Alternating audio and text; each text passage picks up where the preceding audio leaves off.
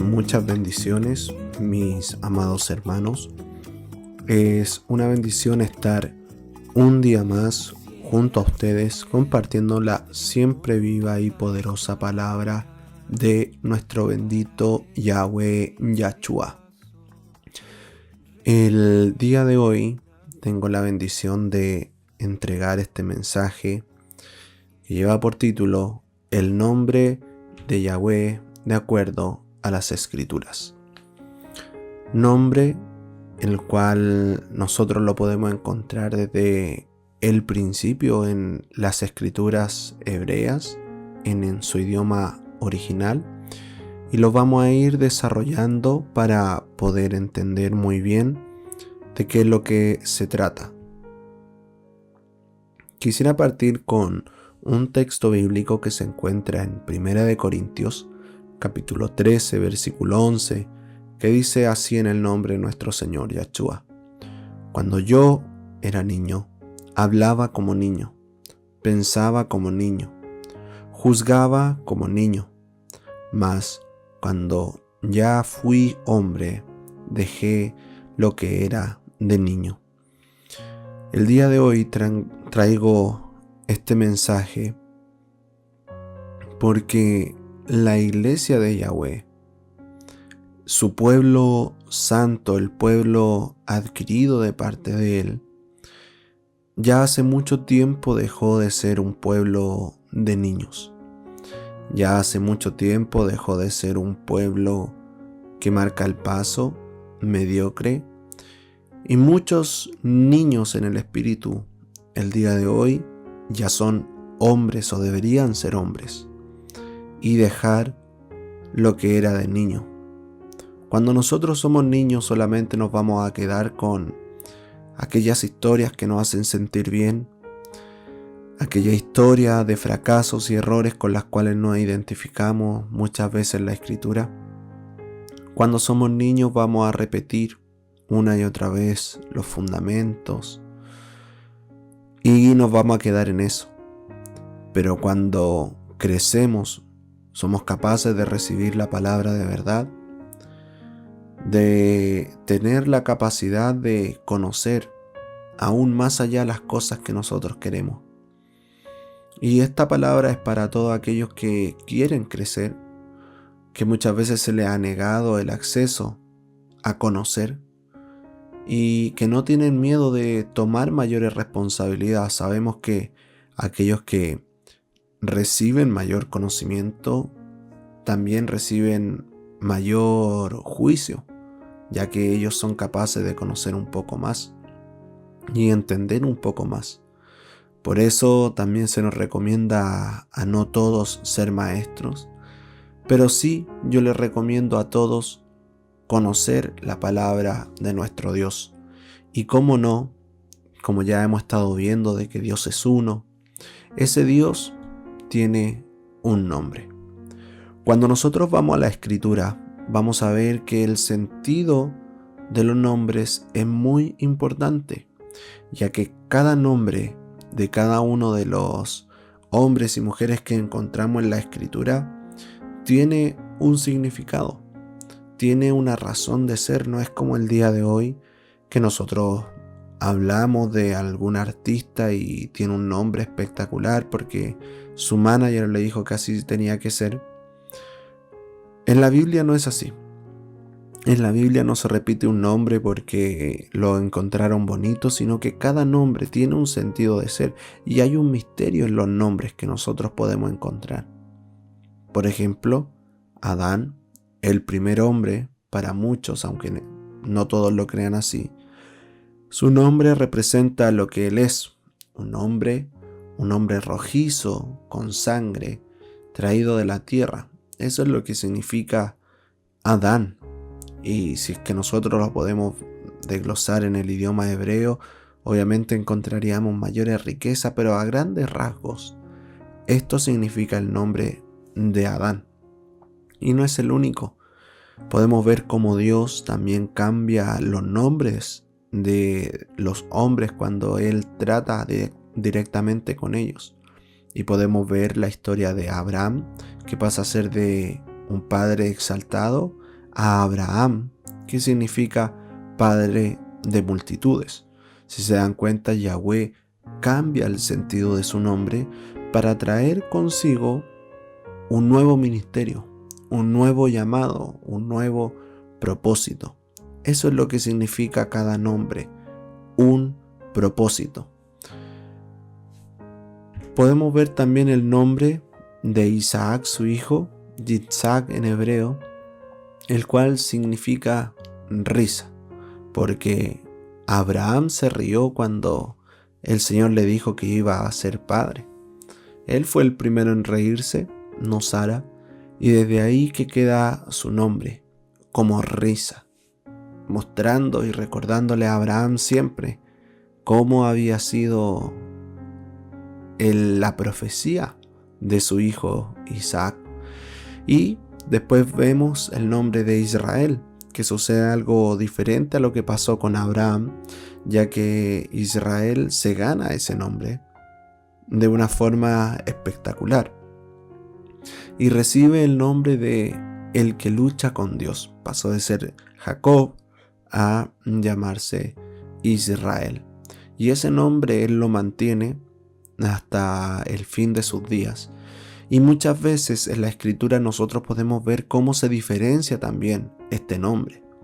Muchas veces al pueblo de Dios se le habla como Jacob, ya que Jacob tiene una connotación, pero muchas otras veces está en el mismo texto incluso se le habla de Israel, haciendo referencia a aquel que lucha con Dios y es capaz de vencer con él. Si se dan cuenta, un nombre tiene un propósito. Y como ya nosotros dejamos de ser niños y es tiempo de crecer y madurar, es tiempo que nosotros podamos conocer el nombre de nuestro Dios. ¿Cómo vamos a adorar a nuestro Dios si es que no sabemos cómo Él se llama? Y aquí voy a presentar algo que sucede en nuestras escrituras. Deuteronomio capítulo 6, versículo 4, nos dice en nuestro idioma español: Oye Israel, Jehová nuestro Dios, Jehová uno es. Y cuando nosotros lo queremos interpretar este texto a la interpretación inmediata, como se le dice, podemos ver que ¿qué es lo que nos quiere decir nuestro Dios? Nos quiere decir que Él es uno. Y eso nosotros lo entendemos, lo abrazamos, decimos amén. Tú es que eres nuestro Dios, Jehová. Tú que nos estás hablando al pueblo de Israel, entendemos de que Jehová es uno es. Y cuando vamos al idioma hebreo, nosotros vemos esto. Este es el idioma en el cual se escribió nuestra Biblia. Dice: Shema Israel, Adonai Eloheinu, Adonai Echad. Eso es lo que nosotros encontramos en el hebreo. Obviamente, si es que lo leemos a primera vista en el idioma hebreo, se nos va a hacer mucho más difícil, ya que nuestro idioma materno es el español, o a todos aquellos que hablan el castellano. Pero ese fue el idioma. Entonces, cuando nosotros vemos esto, ¿qué es lo que nos quiere decir en el hebreo? Nos quiere decir que Adonai, ya no aparece el nombre de Yahweh, sino que aparece el nombre de Adonai, es Echad. Adonai Echad. Adonai Eloheinu, nuestro Dios. Adonai Echad. Es uno. Entonces, este texto es muy sencillo de entender. Dios es uno. Pero esto se empieza a complicar, ya que nosotros tenemos un problema lingüístico que nos separa. Si tenemos un objeto X que nunca nadie lo ha visto, que nadie más lo conoce y que quiero que lo conozcan, ¿cómo lo llamaría? Ahí nosotros nos encontraríamos en un problema lingüístico, porque lo que yo conozco, lo que está a mi alrededor, no necesariamente a lo mejor la persona que lo está leyendo lo va a entender o lo va a interpretar de la misma manera. A nosotros nos separa un problema lingüístico. Nuestras palabras son un vehículo de comunicación. Hablamos según lo que conocemos, vivimos y nos rodea. Las escrituras que no fueron escritas ni en español, ni en nuestra época, ni con nuestras costumbres, muchas veces para nosotros se nos transforma en un problema lingüístico, tratando de interpretar lo que nosotros creemos que es así, y no nos ponemos en los zapatos de aquel que está escribiendo. Muchas personas ven Deuteronomio 6:4 y dicen que el escritor estaba pensando en una Trinidad, y eso nunca va a pasar, ya que la Trinidad sucede mucho tiempo después con el desarrollo de la Iglesia universal, con la Iglesia católica. Entonces, cuando nosotros vemos Mateo capítulo 19, versículo 24, ¿qué nos quiere decir? Y lo leo en el nombre de nuestro Señor Yahshua. Es más fácil pasar un camello por el ojo de una aguja que entrar un rico en el reino de Dios. Cuando nosotros nos enfrentamos en este texto, yo he escuchado muchas veces justificar a la gente y decir, por esta razón, los ricos no van a entrar al reino de los cielos porque, hermano, trate de pasar usted un camello por el ojo de una aguja. Es imposible, porque ellos tienen en su cabeza esta imagen que nosotros estamos viendo. Un camello que es gigante, mucho más grande que nosotros, que lo podemos montar incluso. Y nosotros conocemos el ojo de una aguja, que muchas veces tienen que ponerse hasta una lupa para poder hacer que el hilo pueda atravesar ese ojo de esa aguja. Y esto nos pasa a nosotros como un problema lingüístico que nosotros tenemos el día de hoy. Y lo interpretamos de esta manera. Muchas personas incluso son más espirituales y lo interpretan de este modo. Como para Dios no hay nada imposible, Él puede hacer que ese ojo de esa aguja sea gigante o sea grande y pueda pasar el camello a través de ella, porque para Dios no es nada imposible. Amén. ¿Cuántos dicen amén? Muchas veces yo he escuchado eso también, porque interpretamos lo que nosotros conocemos, lo que nosotros creemos, y tratamos de ir deformando un poco lo que verdaderamente quiere decir este texto.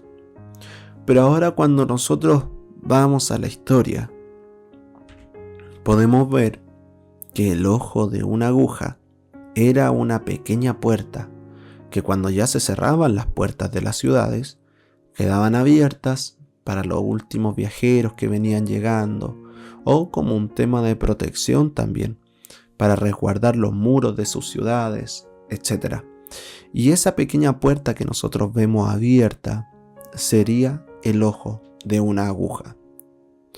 Entonces, pasar un camello a través de ese ojo era realmente complicado, costaba mucho, se requería de mucho esfuerzo, de muchas ganas para poder entrar.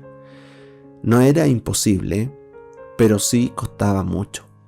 Y ahí nosotros podemos entender perfectamente este texto.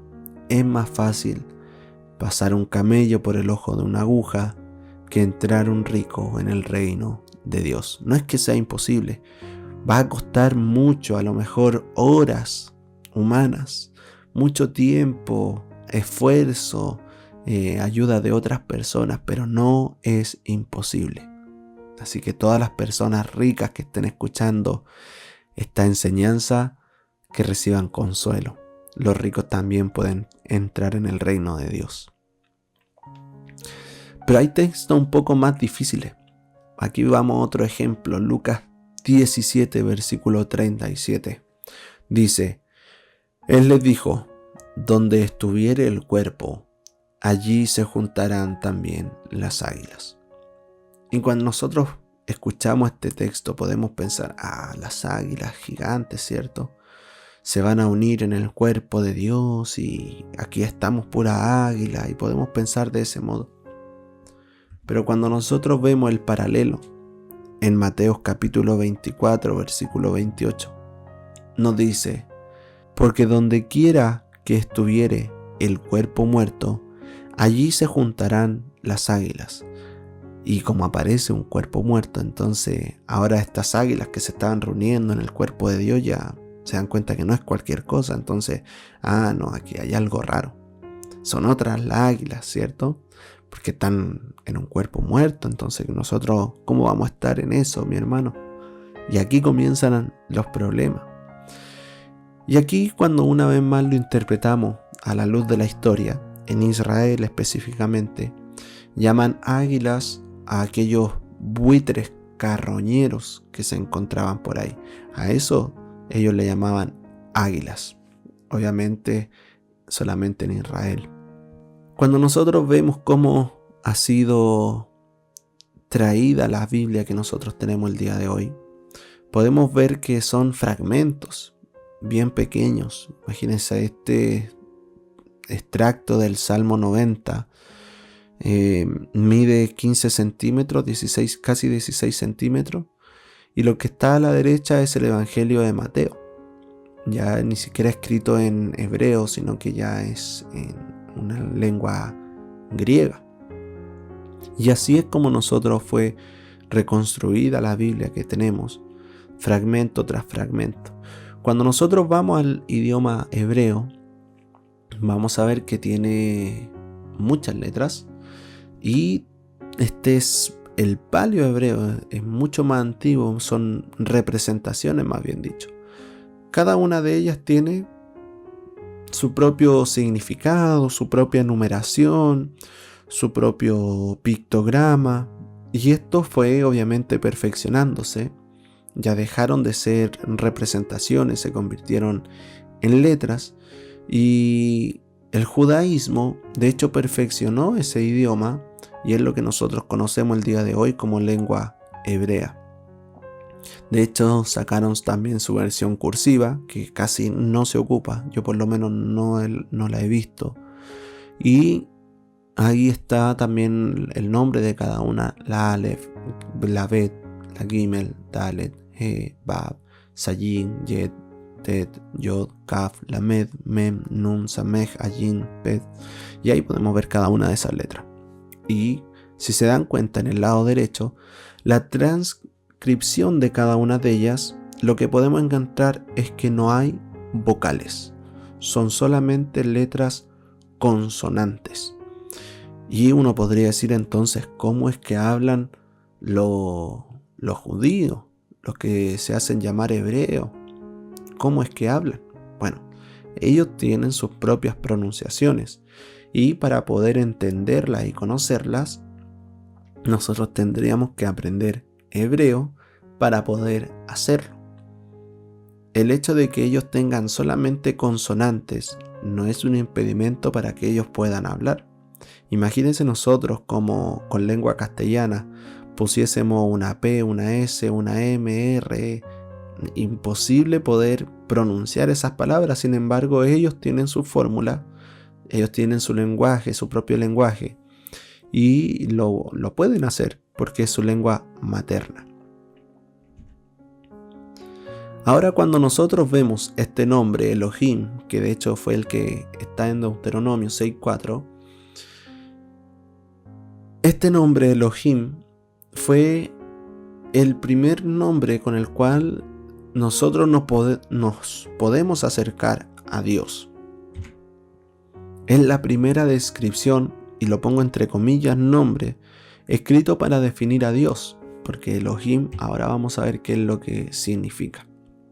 En el principio creó Dios, dice en nuestra Biblia. Ese Dios es Elohim en hebreo. En el principio creó Elohim los cielos y la tierra. Eso nosotros encontramos en Génesis capítulo 1, versículo 1. Dios es igual a Elohim y es un plural de majestad o de atributos, no de personas. Aquí se muestra cuán grande es una persona en un ámbito espiritual y terrenal también. No es considerado un nombre, sino el título de una categoría. ¿Y en dónde más nosotros lo podemos encontrar? Fue ocupado por dioses paganos, por personas con mucha autoridad e incluso por grupos de personas. Así que si es que usted lo quiere ir a buscar en Jueces capítulo 6, versículo 31, Elohim se le llama a Baal, o Elohim se le llama a David en Primera de Reyes 1:2. El pueblo de Dios también se le llama Elohim, Salmo 82, versículo 1. Y nosotros podemos encontrar Elohim en muchos lugares. Aparece en el Antiguo Testamento 2500 veces según lo que se dice. Yo no lo he contado, esos son los datos que aparecen. Pero lo podemos encontrar muchas veces. Entonces, como Elohim, que significa Dios, ¿tendrá un nombre ese Elohim? Y nosotros vemos que en Génesis capítulo 4, versículo 26, a Set, hijo de Adán, le nació un hijo y llamó su nombre Enos. Entonces los hombres comenzaron a invocar el nombre de Jehová, aparece en nuestras Biblias. Y aquí aparece por primera vez esa definición, el nombre de Jehová. Jehová, para que nosotros tengamos conocimiento, aparece en la historia cerca del año 1600. Más adelante vamos a ver la razón de el por qué. Pero en los textos originales hebreos hablan de este nombre, YHWH, el cual en el castellano es YHVH. Es la castellanización de aquel mismo nombre que para nosotros en el castellano es Jehová. Vamos a ver qué es lo que significa ese nombre de 4 letras. Como les decía, en el hebreo se escribe solamente con consonantes, sin vocales. Pero esto no es un impedimento para nosotros poder pronunciar este nombre. Así se escribiría en el hebreo. En el hebreo se escribe de derecha a izquierda. Partiría como con esa especie de coma en la parte de arriba. Después vendría la letra H. Después la letra W. Y se vuelve a repetir la H. YHWH. Pero como decíamos, un nombre jamás es un mero vocablo. Es una definición, es la naturaleza de esa persona, es lo que distingue a uno de otro y nos hace únicos. Entonces, ¿cómo se pronuncia YHWH? Esta palabra es conocida como el tetragramatón y aparece, según se dice, más de 6.800 veces en el Antiguo Testamento. Muchas personas incluso ni siquiera se atreven a pronunciar esta palabra, por lo que prefieren deletrearla. Yod, Hei, Vav, Hei. Así es como se debería deletrear. Para los judíos, este nombre es tan santo que para ellos prefieren muchas veces describirlo o darle otro epíteto. Nosotros, el día de hoy, entendemos, según se cree, este nombre YHWH se traduce como Yahweh. Así se debería decir. Es muy paradójico que a pesar de que se escriba solo con consonantes, su pronunciación sea solamente con vocales. Yahweh. Para los judíos, este nombre se le dice el Shem HaMeforash, que es el nombre explícito de Yahweh. El Shem HaMeforash. Así es como ellos le dicen. Entonces, Moisés se enfrentó a este mismo dilema cuando Jehová, Yahweh, le manda a hacer su misión, su llamado. Moisés le pregunta, ¿cuál es tu nombre? En Éxodo capítulo 3, versículo del 14 al 15, podemos ver la respuesta de Dios. Y respondió Dios a Moisés, yo soy el que soy. Y dijo, así dirás a los hijos de Israel, yo soy me envió a vosotros. Además dijo Dios a Moisés: así dirás a los hijos de Israel: Yahweh, el Dios de vuestros padres, el Dios de Abraham, de Isaac y de Jacob, me ha enviado a vosotros. Este es mi nombre para siempre, con el que me recordará por todos los siglos. Aquí nosotros podemos ver algo pero grandioso. La primera respuesta que Dios le da a Moisés, cuando él le pregunta ¿cuál es tu nombre?, él le responde: yo soy el que soy. Nosotros a simple vista, si es que hablamos con otra persona y le decimos: oye, ¿cuál es tu nombre?, y esa persona nos dice: yo soy el que soy, nosotros no le vamos a decir: oye, yo soy el que soy, ¿cómo estás?, sino que vamos a entender que él nos está queriendo decir otra cosa. Y eso mismo fue lo que entendió Moisés. Entonces Dios le vuelve a decir y le dijo: así dirás a los hijos de Israel: yo soy me envió a vosotros. Si se dan cuenta, ahí se está comprimiendo. Ya no le dice yo soy el que soy, sino que le dice yo soy me envió a vosotros. Pero esa palabra dicha por Yahweh, yo soy, solamente Él la puede decir.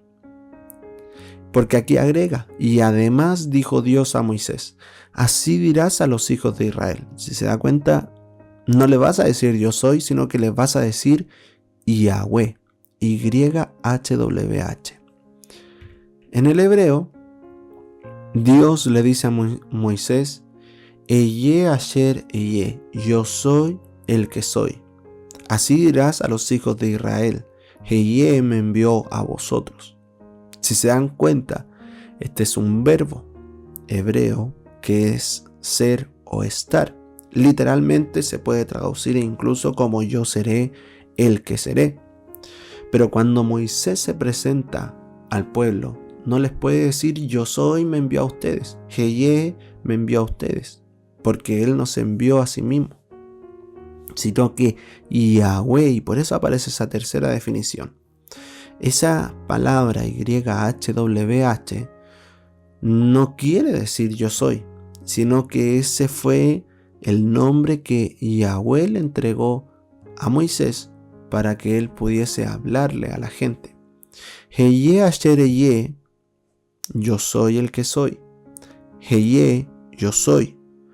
YHWH, el que es. Si se dan cuenta, las dos primeras definiciones son dichas en primera persona, pero la última definición con la cual Moisés tenía que hablar a su pueblo es en tercera persona. Aquí podemos decir de que Dios reservó su nombre propio y lo que entregó fue su propia naturaleza, su esencia misma, el que es, el que fue, es y será, en otras palabras. Aquí nosotros vemos que este nombre es un acrónimo del verbo ser o estar. Podemos ver en la primera parte, en el tiempo futuro de ser o estar, se dice Yiye. En esta palabra del verbo ser o estar en el pasado se dice Haya. Y el presente se dice Jove. Entonces cuando nosotros sacamos las primeras letras de cada una, podemos ver que dice futuro, pasado, presente, será, fue y es. Es un acrónimo del nombre del verbo ser o estar. Entonces ahora estas 4 letras fue lo que Moisés tuvo. Moisés tuvo la revelación del que es, fue y será. Lo tradujo con estas 4 letras. Yo no sé si es que Dios se lo entregó literalmente, si Moisés lo entendió así. Yo creo más bien esa parte, que él no podía decir oye yo soy me envió a ustedes, sino que tenía que decir el que es, fue y será me envió a ustedes.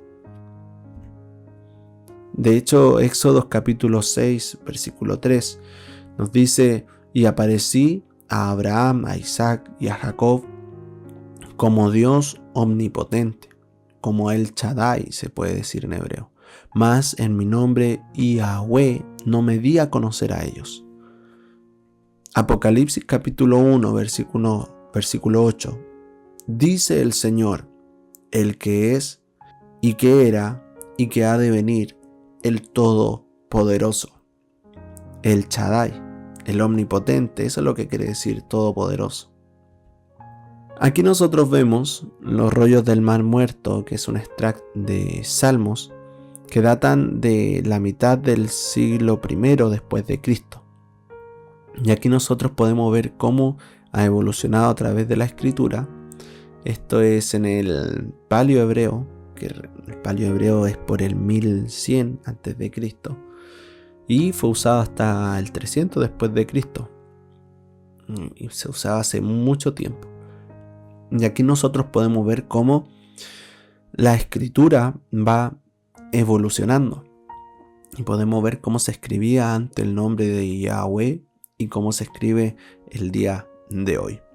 Entonces ahora veamos que esta palabra Yod Hei Vav Hei, que es un acrónimo de el que era, el que es y será, del ser autoexistente que nunca cambia, se empieza a conjugar con otras cualidades. Por ejemplo, le empieza a decir que él es Yahweh Yireh, que significa proveedor. Y ahí le pongo el texto bíblico por si usted lo quiere ir a revisar.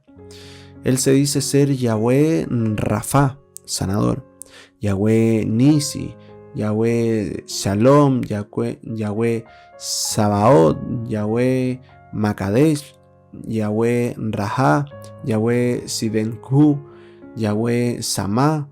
Y podemos ver distintos nombres de Yahweh. El proveedor que está presente, el estandarte, el paz de ejército, santificador, pastor, nuestra justicia, que está presente. Y ahí están todos los textos bíblicos. Hay muchos más, pero estos son como los más conocidos, los principales. Que no son nombres en sí, más bien son cualidades de Yahweh. Ya él no es que está cambiando constantemente de nombres, sino que está queriendo decir que él es, fue y será nuestro sanador, nuestro proveedor, nuestro estandarte, nuestra paz, nuestro pastor, etcétera, etcétera, etcétera. Él es, fue y será todo esto. Pero es más, en Éxodo capítulo 20, versículo 7, podemos nosotros ver el tercer mandamiento que recibió el pueblo de Israel, el cual dice: no tomarás el nombre de Yahweh tu Dios en vano, porque no dará por inocente Yahweh al que tomare su nombre en vano. Y aquí es cuando nosotros tenemos que tener mucho cuidado. Cuando nos enfrentamos a los mandamientos de Yahweh, no son cualquier cosa. Y muchas veces cuando comienza a hablar o a entender esta palabra, comienza a tomarlo como a juego, como cuando uno está aprendiendo inglés y empieza a tergiversarlo o empieza a tirar chistes referente a sus pronunciaciones.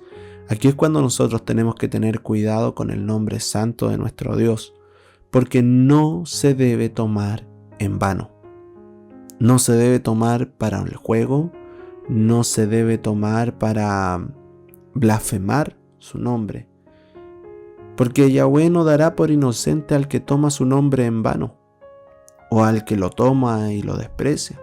No va a tomar a juego a aquellos que toman este nombre santo y lo comienzan a tergiversar y comienzan a hacer lo que ellos piensan. No, señores, tengan mucho cuidado con tomar el nombre de nuestro Dios en vano. Su nombre es santo, porque nuestro Dios es santo.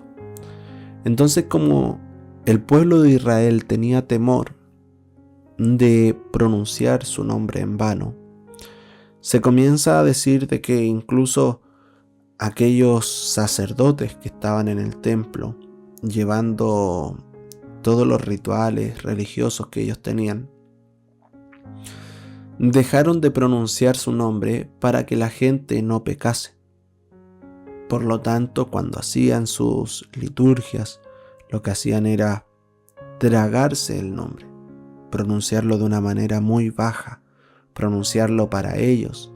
Y cuando comenzaron a escribir los textos santos, ya los profetas, comenzaron a sustituir el tetragramatón, comenzaron a sustituir el Shema Meforash, lo comenzaron a sustituir y empezaron a colocar otros nombres, otras características.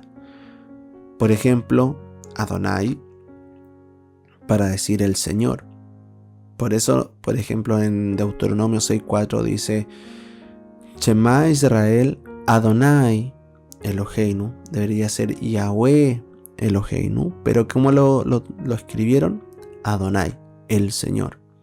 Aparece El, que significa el fuerte, el Shaddai, el Olam, el Elión, el Roy, el Akadosh, Hashem, Yah. Son todos tratando de sustituir el nombre de Dios, el Dios todopoderoso, el Dios eterno, el Altísimo, el Dios que me ve, el Dios santo.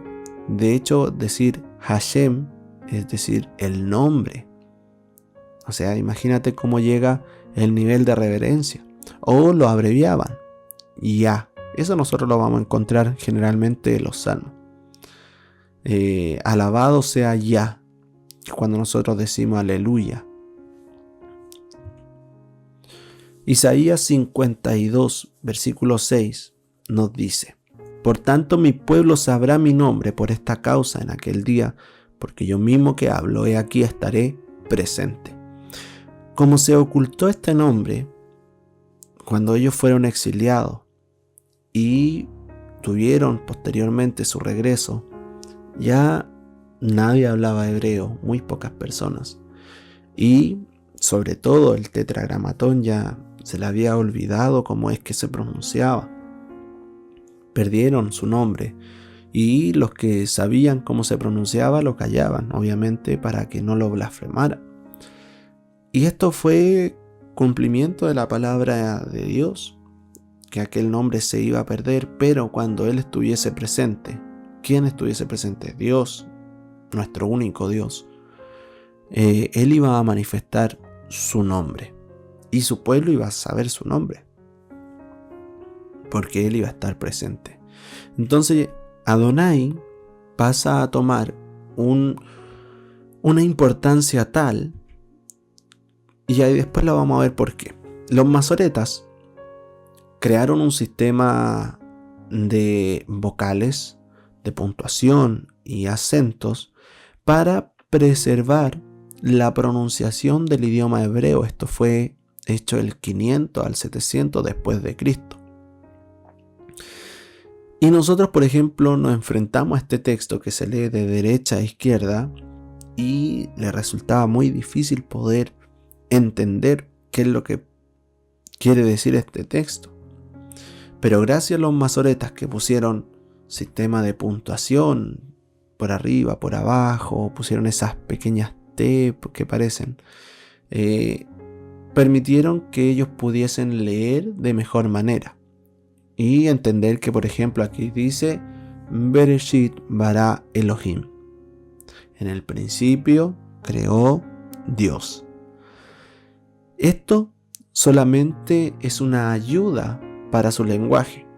Por ejemplo, cuando los niños judíos aprenden su idioma hebreo, ellos leen así, con este sistema de puntuación. Pero ya una vez que están un poquito más grandecitos, todos los libros se les saca el sistema de puntuación porque tienen que aprender a leer como corresponde, sin esa ayuda. Esto es como cuando uno a las bicicletas les pone esa ruedita a los lados para ayudar a sostenerse. Esto es lo mismo.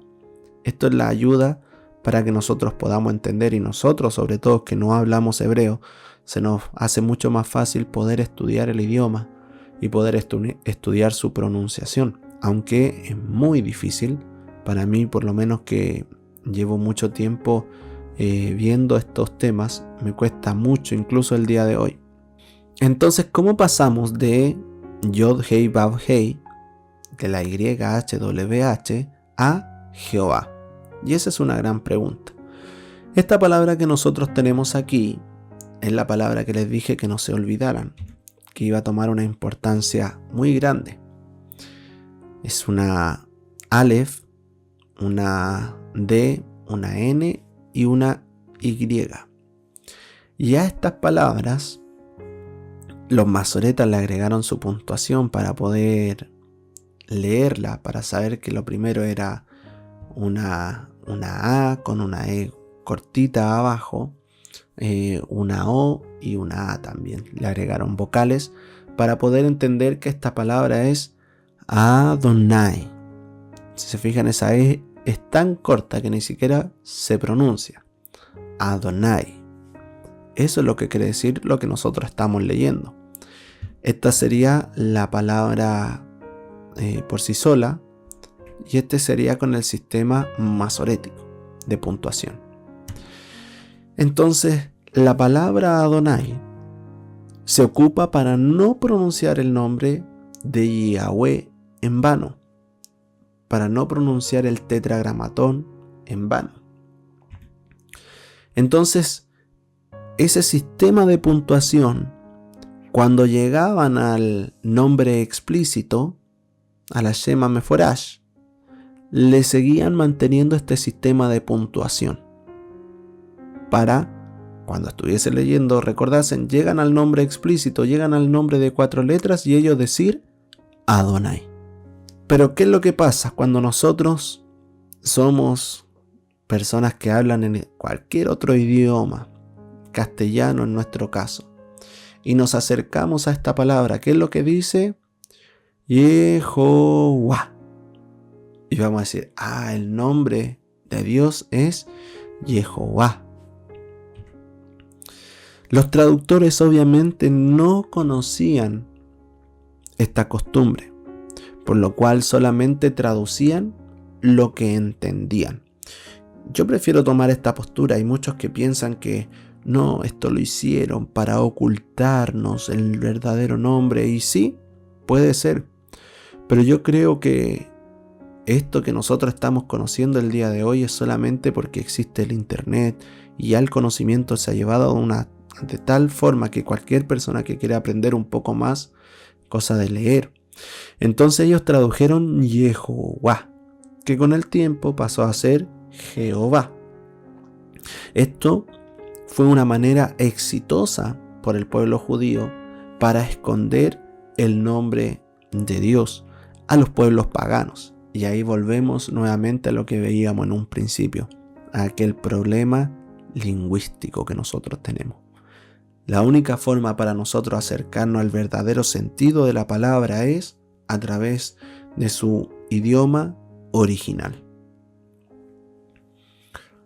Cuando nosotros vemos el idioma de hace 2000 años, el proto-sinaítico que se le llama, podemos ver las 22 representaciones. Ni siquiera son letras, son representaciones. Y así ellos hablaban, o más bien escribían, con 22 representaciones, lo cual después se fue perfeccionando y llegaron los fenicios o los cananeos el 1000 a.C. Cuando nosotros hablamos del 2000 a.C., deberíamos estar hablando por el tiempo de Abraham. Y cuando hablamos del 1000 a.C., debería ser los tiempos de los reyes, tiempo de Saúl, de David, por ese tiempo. Y esas 22 representaciones pasaron a ser 22 consonantes, que ahí están. Después del fenicio y del cananeo, llegamos a la antigua Grecia, que esto es ya 750 a.C., ya tiempo donde se estaba desarrollando todo el sistema babilónico, cuando ya estaban saliendo los otros pueblos, el pueblo de Dios estaba exiliado, y esta lengua simpatiza mucho con otros pueblos, y por sobre todo con el pueblo romano, que la tomó para ellos mismos. Y tanto así que después ellos lo perfeccionaron o desarrollaron un sistema mucho más complejo a través del latín, el cual es desarrollado por los romanos en Lacio, y de ahí viene su nombre, el cual en latín se dice Latium, ¿ya? y se hablaba junto con el griego. Hablaban un poquito de griego, pero un poquito de latín, y así. Los grandes cargos, los emperadores sobre todo, ellos hablaban latín, y en sus reuniones escribían en latín. Y ahí nosotros podemos ver de dónde surge cada letra y cada cosa. Hasta llegar a las lenguas romances, el 1 después de Cristo, que es donde se empiezan a hacer toda la separación de los países y las distintas naciones. Se derivan idiomas como el italiano, el francés, el castellano, el portugués, el rumano y el catalán. Estas son conocidas como las lenguas romances, vienen de Roma, ¿ya? Y son las letras que nosotros conocemos el día de hoy. Son las letras que hablamos, que nosotros sí tenemos vocales, no solamente consonantes, y es un sistema mucho más enriquecido en cuanto a su pronunciación. Y aquí están las letras. Y ahora la pregunta es por qué surgen otras letras que antes no estaban y por qué surgen estas. Y eso resulta porque hay necesidades lingüísticas. Nuestras palabras evolucionan y por lo tanto lo tienen que hacer también nuestras letras. Por ejemplo, aquí nosotros vamos a ver la W, que fue una de las últimas letras creadas para el nombre de Yahweh, pero porque hacía falta esa pronunciación. Si se dan cuenta, la U viene de una V. Entonces, cuando se acercaban al nombre de 4 letras y leían Yahvé, no era el nombre correcto. Entonces, hay incluso algunas traducciones que aparece Yahweh con la letra U, pero tampoco era lo correcto. Y aquí venían aquellos que sí sabían y comenzaban a decir no. Después pusieron la V y la letra U juntas, Yahweh, pero seguían sin estar satisfechos hasta llegar a la W, porque decían que el nombre de Dios es Yahweh, por una necesidad de pronunciación. Por eso es que surgen todas estas letras. Entonces, haciendo un pequeño resumen, Yahweh reservó su nombre propio y lo que entregó fue su naturaleza. El que fue, es y será. Eso es lo que significa el nombre de Yahweh. Ese acrónimo que nosotros podemos recibir el día de hoy. Esta es su característica más esencial y la más importante, y por eso no debe ser blasfemada. No puede ser tomada en vano, no puede ser como cualquier cosa que nosotros estamos hablando, sino que tiene que ser recibida como tal, como lo más importante y lo más puro. Tanto así que solamente Él puede decir el yo soy, el Heye Asher Eye. ¿Se recuerdan eso? Solamente Él puede decir eso, y Él le permitió a Moisés que dijese el que es, fue y será. En esta manifestación, como Padre, Creador de todas las cosas, eterno e ilimitado, un nombre no podría encerrar todo lo que Él es. Y eso lo comparto al 100% con mis hermanos judíos que piensan que Dios no se le puede decir el nombre, no lo puede limitar un nombre. Lo entiendo al 100%. Esto no es un nombre en sí, es solamente su esencia más pura y natural del que fue, es y será. Eso es lo que significa el nombre de Yahweh. Quisiera despedirme con estos 2 textos. Primera de Reyes, capítulo 8, versículo 43, que dice así: Tú oirás en los cielos, en el lugar de tu morada, y harás conforme a todo por lo cual el extranjero hubiere clamado a ti, para que todos los pueblos de la tierra conozcan tu nombre y te teman, como tu pueblo Israel, y entiendan que tu nombre es invocado sobre esta casa que yo edifiqué. Si se dan cuenta, esto lo escribió Salomón al haber construido el templo de Yahweh. Y cuando Él lo estaba santificando ese lugar, cuando Él lo estaba dedicando y estaba colocando la bendición final, estas fueron sus palabras. Este era su deseo, que el nombre de Yahweh sea conocido por todos los pueblos de la tierra. Y que no tan solo lo conozcan, sino que le puedan temer, así como nosotros lo hacemos el día de hoy. Nosotros entendemos que Jehová no es el nombre, sino que Yahweh es su nombre, y tememos, ya que no lo queremos usar en vano, queremos santificarlo, queremos invocar su nombre en su hogar, en su casa, en su templo, el cual es el templo de nuestro cuerpo. Ahí nosotros estamos invocando el nombre de Yahweh, para que Él pueda hacer conforme a lo que Él quiera con nuestra morada. También Malaquías capítulo 2, versículo del 1 al 2 dice: Ahora pues, oh sacerdotes, esta es una palabra para todos aquellos que tienen a cargo un altar o un grupo. Ahora pues, oh sacerdotes, para vosotros es este mandamiento: si no oyereis y si no decidís de corazón dar gloria a mi nombre, ha dicho Yahweh de los ejércitos, enviaré maldición sobre vosotros y maldeciré vuestras bendiciones, y aún las he maldecido porque no os habéis decidido de corazón. Aquí nosotros podemos ver que dar gloria al nombre de Yahweh es un mandamiento.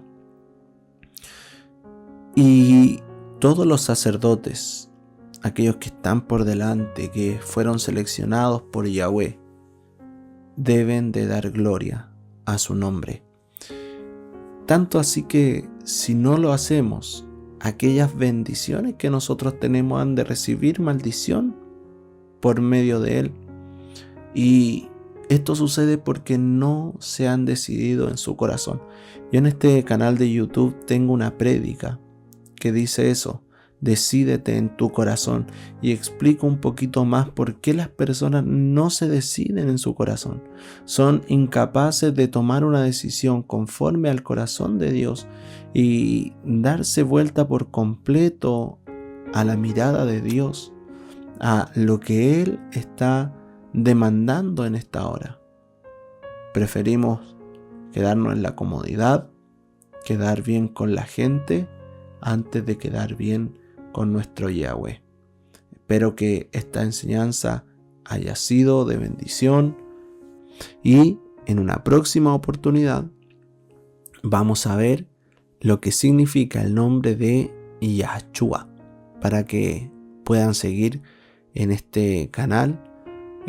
Para mí fue una bendición estar junto a ustedes en este día y compartir esta poderosa palabra de estudio del nombre de Yahweh. En esta oportunidad un poquito más corta, pero espero que el próximo estudio sea de mucha más bendición para sus vidas. Esto fue el nombre de Yahweh. Los saluda y los bendice su pastor y profeta Asael Abraham Montesinos Ursúa. Desde mi altar Edén, muchas bendiciones. Shalom.